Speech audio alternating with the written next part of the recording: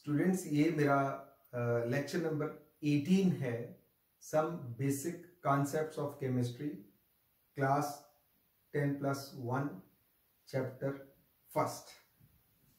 इस लेक्चर से पहले मैंने आपको हाउ टू मेजर कंसंट्रेशन, उसमें molarity, molality, normality, mole fraction सारी टर्म्स बताएं। अब मैं एक बहुत important term parts per million आपसे डिस्कस करने जा रहा हूं। देखिए, जनरल टर्म्स हैं, आम जिंदगी में हम इनको यूज करते हैं साइंस में, तो इसीलिए इन टर्म्स के बारे में पता होना बहुत जरूरी है। जैसे अभी पार्ट्स पर मिलियन है, ये कॉम्पिटिटिव पॉइंट ऑफ व्यू से बहुत इंपॉर्टेंट टर्म है। तो ये सीधा क्वेश्चन तो नहीं, किसी ऑब्जेक्टिव क्वेश्चन का सब पार्ट, जैसे कुछ सम दिया होगा, उसमें एंड में पूछा जा सकता है इसकी कंसंट्रेशन पार्ट्स पर मिलियन में निकालिए। तो मैंने पीपीएम की टर्म के साथ एक न्यूमेरिकल इस लेक्चर में आपसे शेयर करना है, वो एनसीईआरटी की प्रॉब्लम है। ओके, अब पार्ट्स पर मिलियन है क्या? सिंपल, परसेंटेज क्या था, कितना सॉल्यूशन में सॉल्यूट का अमाउंट है, उसको हम टोटल मास ऑफ सॉल्यूशन से डिवाइड कर दें इनटू 100, ये परसेंटेज हो गया। ओके, इसी तरह पार्ट्स पर मिलियन क्या हुआ, जितना मास ऑफ सॉल्यूट इन सॉल्यूशन है डिवाइडेड बाय जितना मास सॉल्यूशन का है इनटू 10⁻⁶। ओके, तो वो 100 के पीछे है, ये 10⁻⁶ के पीछे है, 10 लाख के पीछे है। तो यहां हम एहसास कर सकते हैं कि 10⁻⁶ के पीछे हमें क्यों ये वैल्यू कंसिडर करनी पड़ रही है। शायद इसलिए कि वो कंपोनेंट्स जो बहुत कम मात्रा में होते हैं, उनकी वैल्यू को थोड़ा सिग्निफिकेंट बनाने के लिए, उसका कुछ मीनिंग प्रेजेंट करने के लिए, मीनिंगफुल बनाने के लिए हम वो वैल्यूज पीपीएम में लेते हैं। जैसे एयर पोल्यूटेंट्स हैं, उनकी वैल्यू को हम जनरली पीपीएम में लिखते हैं ताकि हम उस वैल्यू को समझ सकें। जैसे वो मैं इस सम के थ्रू आपको वो बात बताऊंगा। तो पीपीएम क्या है? Concentration of very dilute solutions is expressed in terms of parts of the solute by mass present in million parts bye mass of solution. Okay, तो जनरली जो पोल्यूशन ऑफ द एटमॉस्फेयर है वो हम in terms of ppm discuss करते हैं, पर एक बात का ध्यान रहे, वहां हम इन टर्म्स ऑफ वॉल्यूम बात करते हैं, अदरवाइज हम इन टर्म्स ऑफ मास बात करते हैं। जैसे पीपीएम क्या हो गया? Mass of the solute divided bye mass of solution into 10⁻⁶। Okay, अब देखिए स्टेटमेंट क्या है, ये न्यूमेरिकल प्रॉब्लम है। Sample of drinking water was found to be severely contaminated with chloroform. Chloroform ये एनेस्थेटिक एजेंट होता है, CHCl3। तो जो कंटेमिनेशन का मतलब, वो पानी में जो कंपोनेंट हमें नहीं चाहिए, अगर वो पड़े होंगे तो क्या हो गया, वो पानी को खराब कर रहे हैं ना, सो दैट इज कंटेमिनेशन। तो हमारे पास पानी का सैंपल है जो कि क्लोरोफॉर्म से कंटामिनेटेड है, और उसमें क्या है, level of contamination was 15 ppm by mass. He has mentioned that this is 15 ppm by mass. Mean क्या होगा इसका मतलब समझिए, 15 पार्ट्स क्लोरोफॉर्म के हैं, 10⁻⁶ parts bye mass of solution. तो सॉल्यूशन किसका है? पानी में क्लोरोफॉर्म का सॉल्यूशन है। अगर उसका मैं 10⁻⁶ ग्राम्स लूं, उसमें 15 ग्राम क्लोरोफॉर्म है, 10 लाख में 15 ग्राम क्लोरोफॉर्म है। ठीक है, बात को समझिए। इसका मतलब 10 लाख में से 15 निकाल दूंगा तो बाकी क्या हो गया? वाटर हो गया। ओके, तो वाटर क्या है? सॉल्वेंट है। समझ रहे हो कि 10⁻⁶ पार्ट्स बाय मास में 15 पार्ट्स बाय मास क्लोरोफॉर्म है, मींस 10 लाख जो ग्राम सॉल्यूशन है उसमें 15 ग्राम क्लोरोफॉर्म है। मेरी बात को समझने की कोशिश कीजिए। ओके, ये मैं कहना चाहता हूं कि 10 लाख के कंपैरिजन में 15 ग्राम तो कुछ भी नहीं होता, ठीक है ना, पर 15 देखने में बड़ा लग रहा है। ओके, तो हमसे पूछा है इसकी जो अमाउंट है, जो कंसंट्रेशन है, उसको बाय मास में एक्सप्रेस करिए। तो आप क्या कहेंगे, अगर 10 की पावर 6 ग्राम सॉल्यूशन है तो उसमें क्लोरोफॉर्म कितना है, 15 ग्राम। ओके, 1 ग्राम सॉल्यूशन है तो उसमें क्लोरोफॉर्म कितना होगा, 15 डिवाइडेड बाय 10⁶। और अगर 100 ग्राम सॉल्यूशन होगा तो कितना होगा, 15 बाय 10⁶ इंटू 100। ये 100 के पीछे आ गया, तो ये मेरी वैल्यू कितनी बन गई, 15 इंटू 10⁻⁻4 ग्राम पर 100 ग्राम। तो आप यहां से एनालाइज कर सकते हैं कि 100 ग्राम सॉल्यूशन के पीछे 15 इंटू 10⁻4 ग्राम क्लोरोफॉर्म है। क्या ये आपको लगता नहीं ये बिल्कुल ही मीनिंगलेस है, ठीक है क्या नहीं? तो क्योंकि 100 ग्राम के पीछे जो वैल्यू है वो कितना बन गया, 0.0015 ग्राम। तो हमें लगता है ये तो कुछ भी नहीं है वैल्यू, तो कोई बात नहीं, इतना पानी तो हमें खराब नहीं करेगा। बट इसका नुकसान हमें बहुत ज्यादा है। इसको दिखाने के लिए हम ये वैल्यू ppm में मेंशन करते हैं। 15 seems to be a big amount. Okay, so that is the purpose of presenting values in ppm. अब उसका सेकेंड पार्ट है determine molality of chloroform in water sample. Chloroform CHCl3 है, इसका ग्राम molecular मास 118.5 ग्राम है। तो क्या करें, हमें मोलैलिटी निकालनी। मोलैलिटी का क्या फॉर्मूला है, मोल्स ऑफ सोल्यूट पर किलोग्राम ऑफ सॉल्वेंट। ओके, अब पर किलोग्राम ऑफ सॉल्वेंट निकालना है। आपको ये पता है कि कितने ग्राम क्लोरोफॉर्म 100 ग्राम के पीछे पड़ा है या 10⁶ पार्ट्स के पीछे पड़ा है।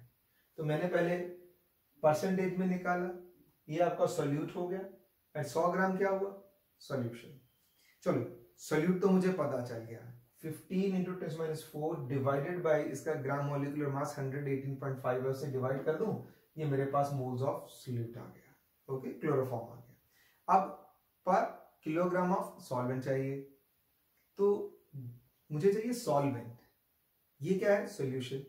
जैसे मैंने बिगनिंग में बताया, आप सोचिए 10 की पावर 6, 10 लाख ग्राम सॉल्यूशन में 15 ग्राम क्लोरोफॉर्म। तो सिंपली कैलकुलेशंस की बात करें तो 10 लाख के पीछे 15 ग्राम तो मीनिंगलेस है, तो इसको मैं वैसे ही निग्लेक्ट कर सकता हूं। मैं ये मान सकता हूं 10 लाख ग्राम जो सॉल्यूशन है वो सॉल्वेंट ही है। ओके, आप समझ सकते हैं भी 10 लाख रुपए हैं और 15 रुपए, तो मैं ये 10 लाख ही बोलूंगा ना। तो हम 10 लाख और 10⁶ ग्राम सॉल्वेंट मान लेते हैं, ठीक है। तो इसका मतलब वो 10 लाख ग्राम सॉल्वेंट में 15 ग्राम क्लोरोफॉर्म है, या 15 इंटू 10⁻4 ग्राम 100 ग्राम में, एक ही बात है ना, क्योंकि वो वैल्यू परसेंटेज में हो गई। 15 इंटू 10⁻4 ग्राम पर 100 ग्राम 15 ppm, वो 10⁻6 के पीछे हो गई। तो अब हम ये जो 100 ग्राम सोल्यूशन है जिसमें 15 इंटू 10⁻4 ग्राम सोल्यूट है, उसको निगलेक्ट कर दें तो वेट ऑफ सॉल्वेंट आ गया। तो मैंने क्या किया, ये मोल्स ऑफ सोल्यूट है, यहाँ वेट ऑफ सॉल्वेंट 100 ले लिया, यहाँ आपके पास ये वैल्यू इसकी मोलैलिटी की आ गई है। समझ में आ गया? तो अगर आप एनसीईआरटी का सम देखें, वहां इसकी जगह मोलैलिटी लिखा हुआ है। तो अब सभी सॉल्यूशन के कंसंट्रेशन के फॉर्मूले पता होने से अब हम न्यूमेरिकल्स की तरफ मूव कर रहे हैं, और फॉर्मूले को याद करने का बेस्ट वे है कि उनकी प्रॉब्लम्स की जाए। तो अभी भी मैं आपसे जो प्रॉब्लम्स डिस्कस कर रहा हूं ये सारी एनसीईआरटी की प्रॉब्लम्स हैं। ओके, तो मैं ये रिक्वेस्ट मैं बार बार कर रहा हूं आपसे कि अगर आपकी ग्रिप एनसीईआरटी की बन जाती, ग्रिप का मतलब ये नहीं होता कि आपने सम देख के कर लिए, उसका मतलब है एक सम पकड़ा, उसको आप सोचते रहें और कोशिश ये करें कि उसका सॉल्यूशन आप ना देखें।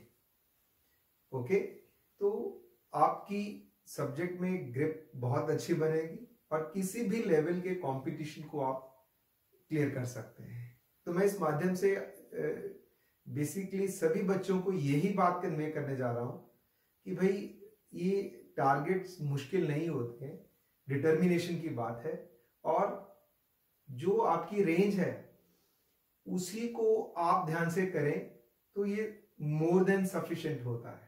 चलिए हम प्रॉब्लम आपसे शेयर करते हैं।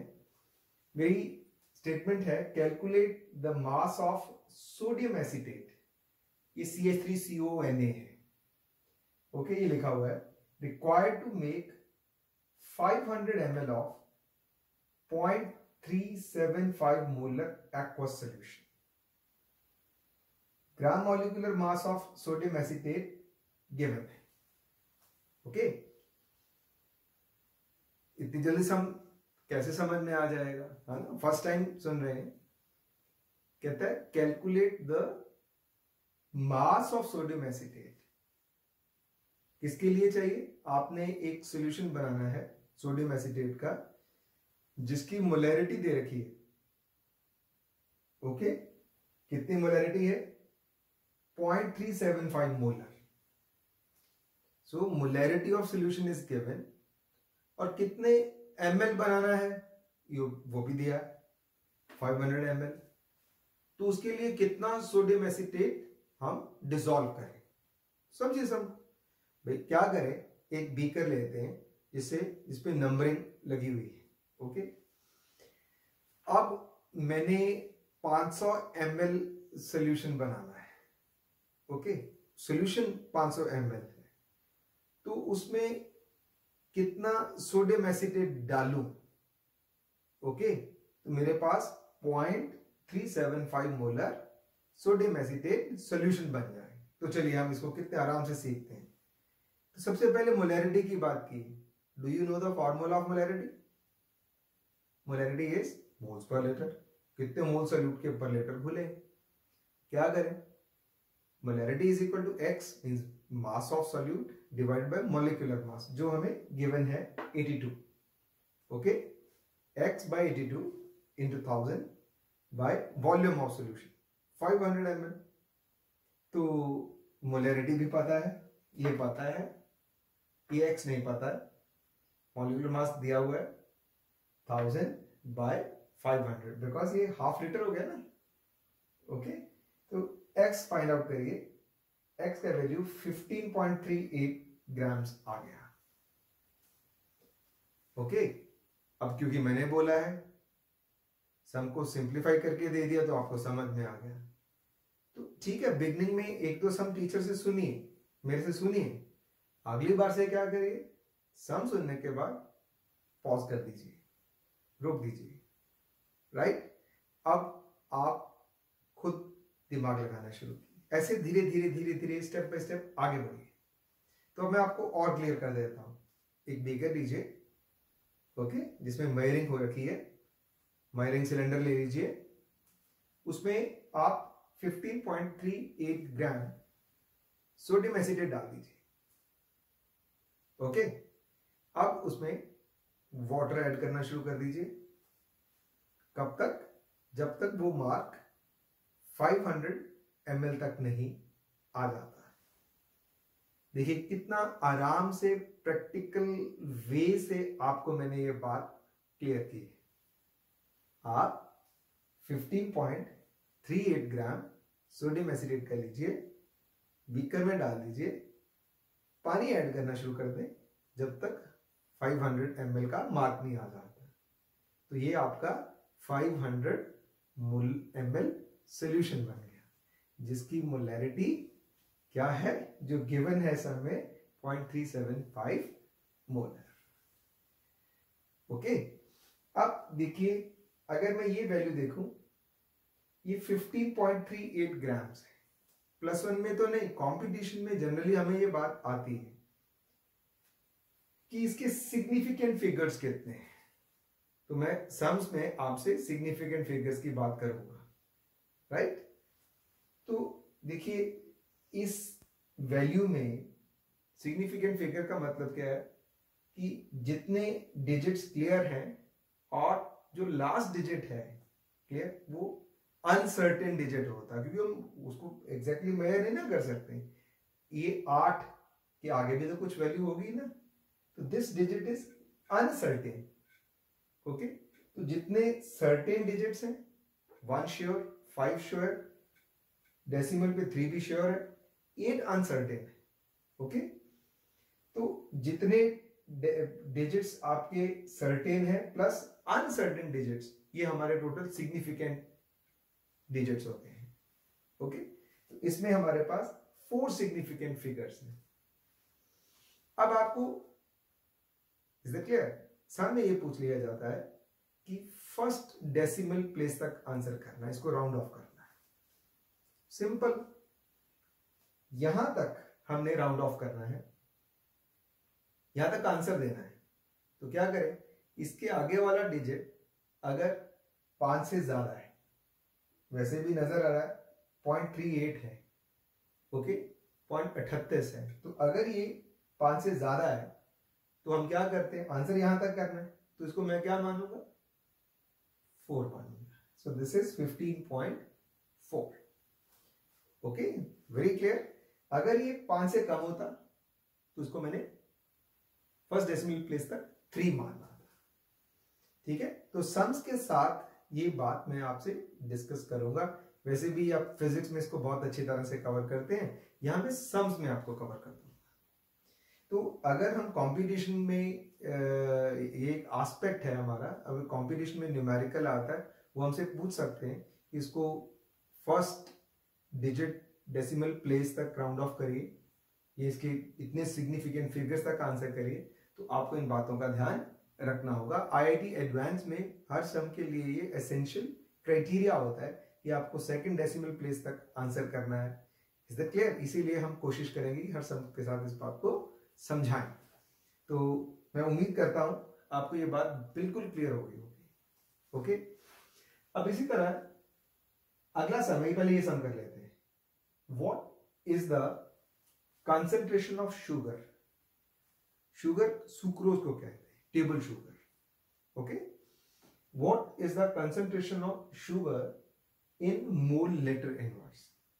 Concentration in mole litre inverse क्या मतलब हो गया, molarity. If it's 20 gram are dissolved in enough water to make final volume up to 2 liters, वही बात आ गई। तो कहता कि आप ऐसा करिए, 20 ग्राम शुगर लीजिए, C12H22O11, C12H22O11, इसका जो ग्राम मॉलिक्यूलर मास है वो आप कैलकुलेट कर लेना, 342 gram mole inverse. Okay, you take 20 gram of sucrose, start adding water till it becomes 2 liter। ये भी एनसीईआरटी का क्वेश्चन है, ये भी देखिए क्या किया है इसने। What is the concentration of sugar, means molarity पूछी। पहले क्या पूछा था, क्या पूछा है, molarity of solution, right. Weight दिया, वॉल्यूम ऑफ सॉल्यूशन दिया, मोलैरिटी पूछ ली। उधर क्या दिया था, मोलैरिटी दी थी, वॉल्यूम दिया था, वेट ऑफ सॉल्यूशन पूछिए, एक ही बात है। तो उसी बात को हम डिफरेंट वे से कर रहे हैं ताकि हम स्टेटमेंट को और कंसेप्ट को समझ सके। ओके, तो जैसे मैंने भी बताया 20 ग्राम सुक्रोज लिया, पानी डाला, जब तक वो 2 लीटर हो जाता है। जब 2 लीटर हो गया वो आपका सॉल्यूशन बन गया, जिसकी मोलैरिटी क्या होगी 0.0293। Weight 20 by 342 into 1000 by 2000।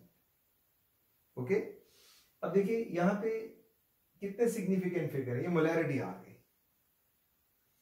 Consult कीजिए, बुक्स देखिए, इसके 3 सिग्निफिकेंट फिगर। तो जो पहली नॉन जीरो डिजिट है उसके लेफ्ट साइड में जो भी है जीरोस वो सिग्निफिकेंट नहीं होते हैं। ओके, तो इसके 3 सिग्निफिकेंट फिगर्स, और हमसे अगर ये पूछा जाए कि इसका आंसर 2 डेसिमल प्लेस तक देना है तो आंसर क्या होगा, 2 के आगे 9 है विच इज ग्रेटर देन 5। इसका मतलब अब 2 को मैं क्या मानूंगा 3 मानूंगा, तो आंसर इज 0.03 मोलर। तो बात बहुत छोटी होती है। ओके, बस हमें अपने आप को उस हिसाब से ढालना है। तो किसी भी तरह बिगनिंग में जैसे फर्स्ट डे से ऑब्जेक्टिव सम करने शुरू कर दो, मेरे एक्सपीरियंस के हिसाब से this is not true. First of all make concept. अब देखिए ये सम करने की जरूरत ही नहीं पड़ेगी अगर आपका कंसेप्ट क्लियर है। अब थर्ड क्वेश्चन है, calculate the concentration of nitric acid in moles per litre. इसका मतलब फिर से मोलैरिटी की बात कर रहे हैं, तीनों ही सम मोलैरिटी के थे। In a sample which has a density of 1.41 gram per ml and mass percent of nitric acid being 69%। Statement को समझिए और मुझे रोक दीजिए, मींस पॉज कर दीजिए। आपको मोलैरिटी निकालनी है नाइट्रिक एसिड की जो 69% बाय मास है, और उस सॉल्यूशन की आपको डेंसिटी दे रखी है।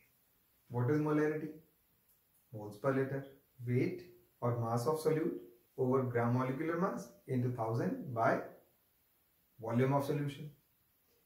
तो प्रॉब्लम क्या है, हमें जो नाइट्रिक एसिड सॉल्यूशन दिया है उसकी डेंसिटी दे रखी है। क्या मतलब है इसका, जो नाइट्रिक एसिड सॉल्यूशन हमारे पास पड़ा है वो 1.69 ग्राम्स पर ml उसकी डेंसिटी है। मतलब उसका 1 ml जो वॉल्यूम है उसका भार 1.69 ग्राम है।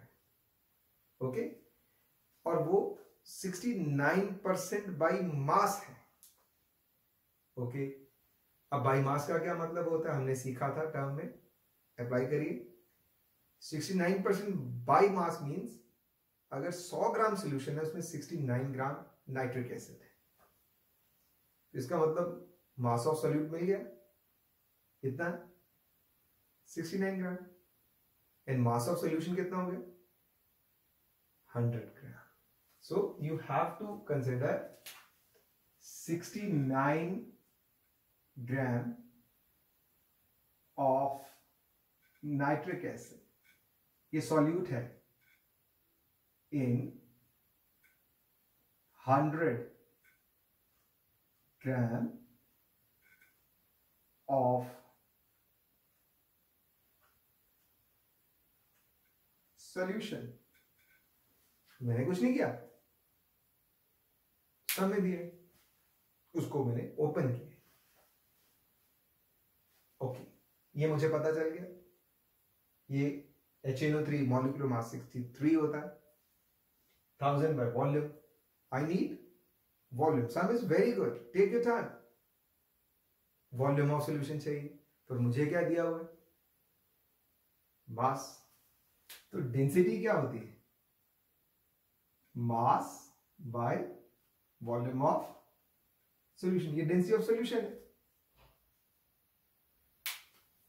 So what should we do, mass कितना है 100 ग्राम,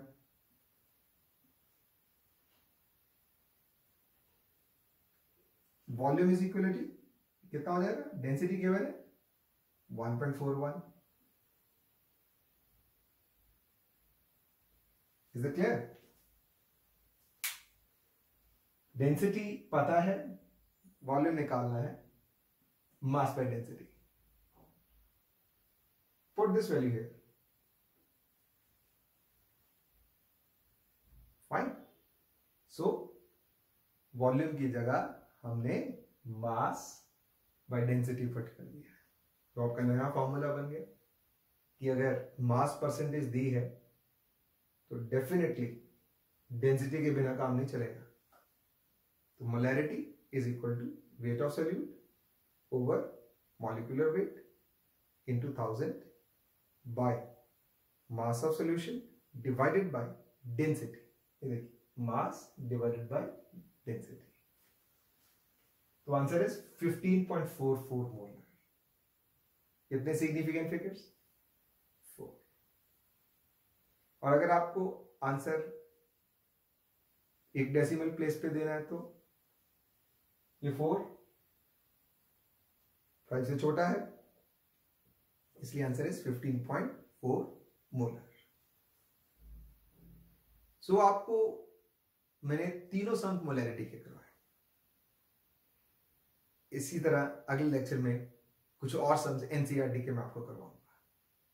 तो मैंने आपकी एनसीईआरटी की बुक सारी की सारी कवर करनी है, प्लस कॉम्पिटिटिव वे से जो कुछ भी है वो आपके सामने पेश कर देना है, just to make you realise need not to go anywhere, sit properly, enjoy my lectures.